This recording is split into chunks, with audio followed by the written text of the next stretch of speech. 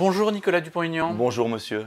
Emmanuel Macron a annoncé hier des mesures contre ce qu'il appelle le séparatisme islamiste. Alors, contrôle de l'enseignement des langues étrangères d'origine, fin de l'accueil des imams financés par des pays étrangers, formation des imams en France. J'imagine que ces décisions, vous les approuvez forcément ? Bien sûr, c'est un premier pas que je réclamais depuis tant d'années. Donc moi, c'est pas parce que je suis dans l'opposition que je vais dire que c'est pas bien. En revanche, franchement, c'est un très petit pas.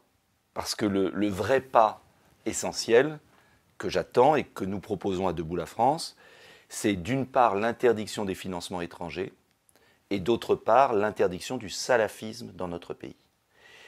Et le président a fait un effet d'annonce sur les imams, les 300 qui viennent chaque année, mais c'est bien, attention, c'est bien, mais c'est pas suffisant. Et je vais vous dire pourquoi. Qu'est-ce qu'il faut faire de plus ? C'est très simple.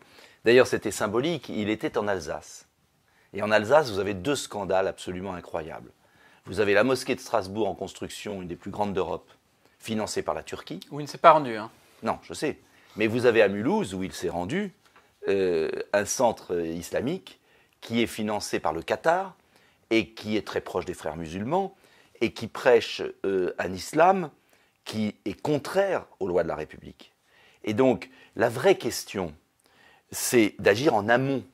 Car on ne peut pas se plaindre des radicalisés si on laisse dans notre pays 200 mosquées salafistes former des gamins du berceau jusqu'à l'adolescence dans une idéologie d'islam politique qui n'a rien à voir avec l'idée que nous nous faisons de Français musulmans qui respectent les lois de la République, et heureusement, il y en a une grande majorité. Le président a énuméré hier des fermetures de mosquées, d'écoles hors contrat, c'est pas suffisant ? Très peu. Quand vous regardez franchement, et même beaucoup de Français musulmans, d'imams, je pense à la mosquée de Paris, vous diront tous la même chose. Cela fait 20 ans, et ce n'est pas que ce gouvernement, cela fait 20 ans que le gouvernement est trop faible vis-à-vis de ceux qui investissent en France avec des millions d'euros, notamment le Qatar, qui finance le centre islamique de Mulhouse, et qui alimente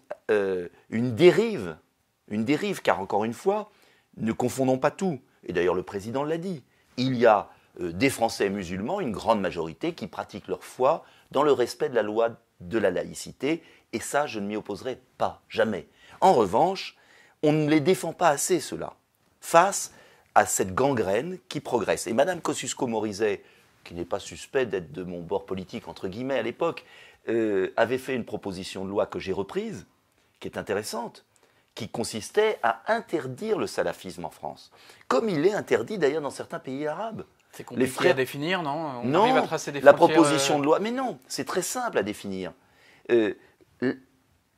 Est-ce que la religion s'impose aux lois de la République, ou est-ce que les lois de la République s'imposent à la religion ? Le culte catholique, en 1905, a acté le respect des lois de la République. Napoléon a organisé le culte israélite.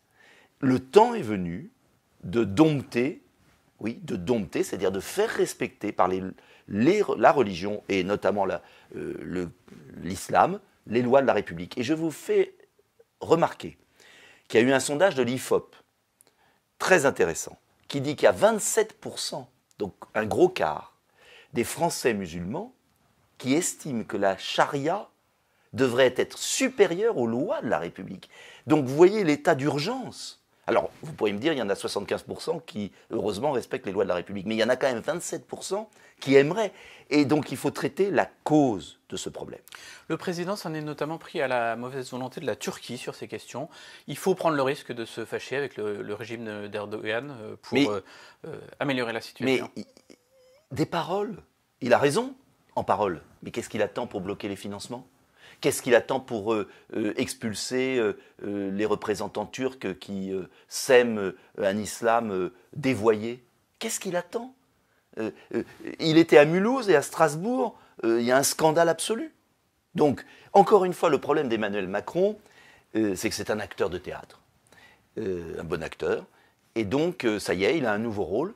T'es pas le premier à avoir des paroles fortes qui sont Mais peu suivies le d'effet sur problème, ce sujet. ah oui, ça c'est vrai que je vais être très franc avec vous, ses prédécesseurs n'ont pas été glorieux. Mais là, il y a urgence. Et donc, il ne suffit pas d'avoir des paroles, il ne suffit pas de faire une pièce de théâtre avant les municipales pour dire, voyez, l'opinion est inquiète. Il s'agit d'entamer une remise en ordre qui va être très difficile. Très difficile. Et je crois malheureusement que ce ne sera pas Emmanuel Macron qui le fera, parce qu'en vérité, pour des raisons clientélistes, il n'ose pas aller au bout des choses. Il faut ramener la République là où elle a un peu démissionné, a aussi déclaré le président à Mulhouse hier. C'est parfois difficile de devenir citoyen français quand la République n'a pas toujours donné des preuves d'amour. Est-ce que vous le rejoignez là-dessus? Non, là c'est ce que j'appelle le vieux discours de culpabilisation. Les preuves d'amour, elles ont été données, elles sont données comme aucun pays les donne. Il n'y a pas un pays dans le monde qui donne autant d'argent à ceux qui arrivent sur son sol sans travailler. Il n'y a pas un pays qui est aussi laxiste face aux trafiquants de drogue étrangers. On n'a pas abandonné certaines banlieues et laissé justement les fondamentalistes s'y installer. C'est faux. C'est faux. Ça fait partie d'une vieille rengaine. On n'a jamais autant investi dans nos banlieues. Je suis élu de banlieue. Le plan Borloo, ce sont des dizaines de milliards qui ont été déversés. En revanche, l'État, c'est-à-dire la police, la justice, l'État régalien est faible, a démissionné. Mais ce n'est pas de ça dont parlait Emmanuel Macron.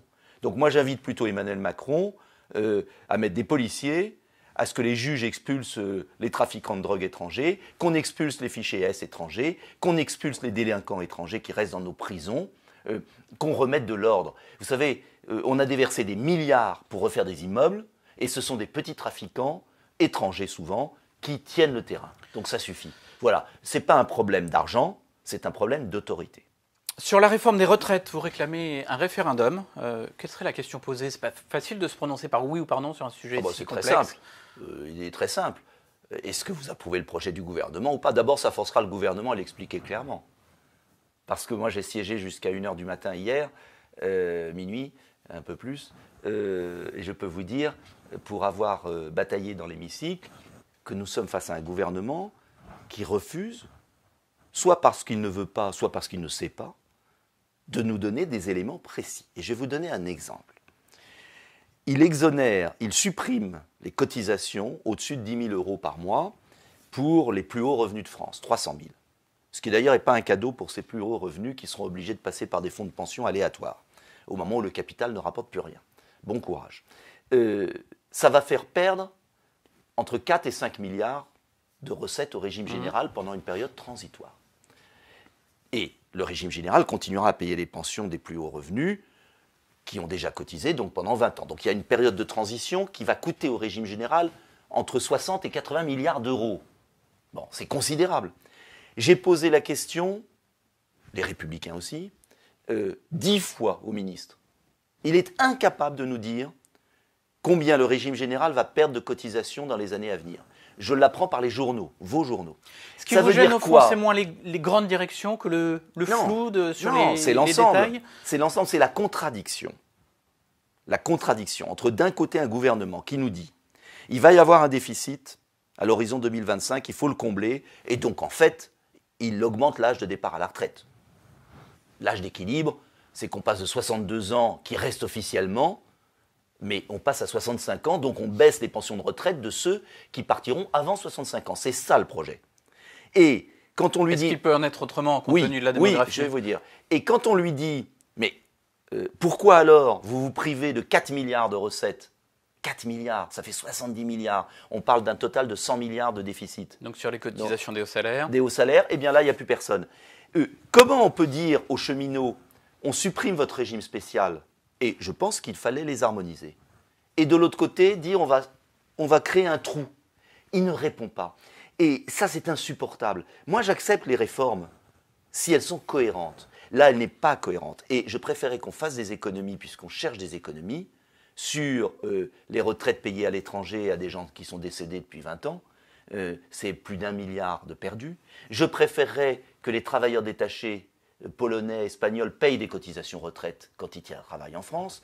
Je préférerais que l'on supprime les 2 millions de cartes vitales qui nous coûtent 15 milliards d'euros. Ce que je veux dire, À Debout la France, nous ne sommes pas des dépensiers. Nous voulons lutter contre les gaspillages. Mais nous proposons de lutter contre les vrais gaspillages pour pouvoir financer un régime des retraites décent et ne pas baisser les retraites des Français et maintenir la retraite à 62 ans. Vous avez déposé de très nombreux amendements, Oui. comme notamment à gauche, la France Insoumise. Oui. Votre objectif, c'est quoi? C'est de pousser le gouvernement à utiliser le 49.3 ? C'est de pousser le gouvernement à dire la vérité aux Français. Et le gouvernement voudrait en fait faire passer cette réforme à la va-vite au Parlement, en 15 jours. Alors même, on n'a jamais vu ça dans notre démocratie. Et d'ailleurs, je pense que ce projet serait inconstitutionnel.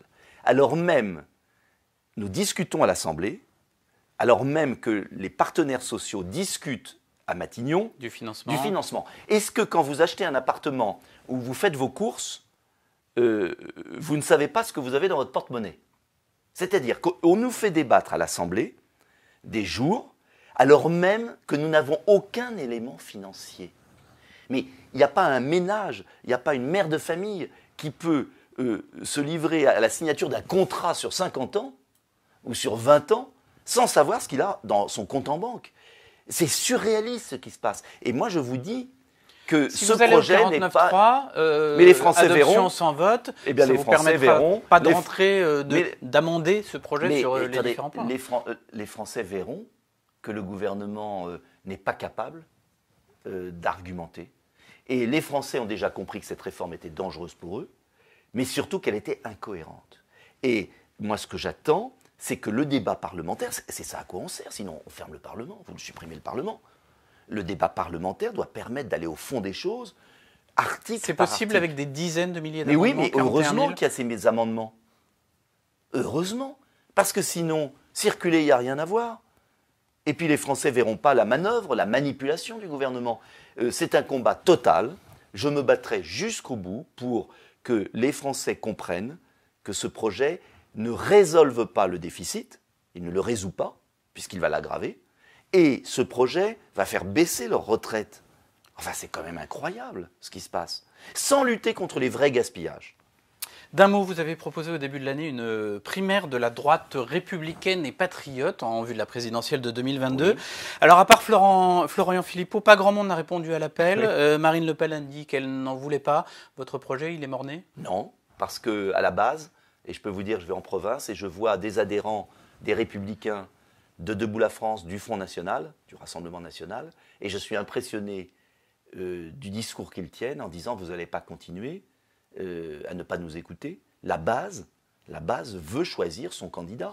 Et moi, je dis à Marine Le Pen qu'elle a tort, parce que si elle n'est pas capable d'affronter son électorat, si elle a peur de se confronter à une primaire, comment elle va gagner au second tour ensuite? Au moment de la primaire de la droite en 2016, vous écriviez dans une tribune oui. dans l'Opinion, la primaire n'est rien d'autre qu'une mascarade démocratique. Oui. Qu'est-ce qui vous a fait changer d'avis? Je vais vous dire ce qui m'a fait changer d'avis. Pourquoi je disais ça sur la primaire de l'UMP?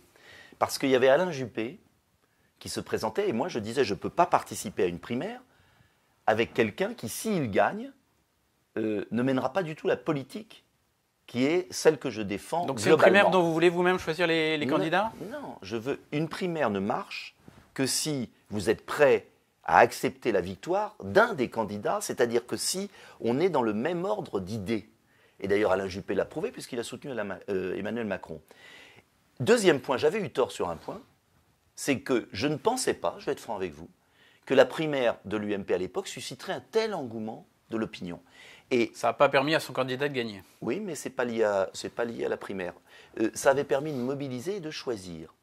Et j'ai changé d'avis. Pourquoi? Parce que j'ai constaté que le premier tour de l'élection présidentielle n'était plus un vrai exercice démocratique, parce qu'en fait, dès le début, les médias choisissaient un ou deux candidats en avant, et il n'y avait pas l'occasion de jouer à armes égales. Et je me suis dit que si on veut battre Macron, il faut choisir le meilleur candidat, et il faut un candidat d'union entre les Républicains qui refusent Macron, Debout la France et le Rassemblement National. Car j'ai la leçon, je suis le seul à avoir soutenu Marine Le Pen. Je sais ce qui s'est passé au second tour, et je ne veux pas revoir le second tour de 2017. C'est simple. Merci beaucoup Nicolas Dupont-Aignan. Merci.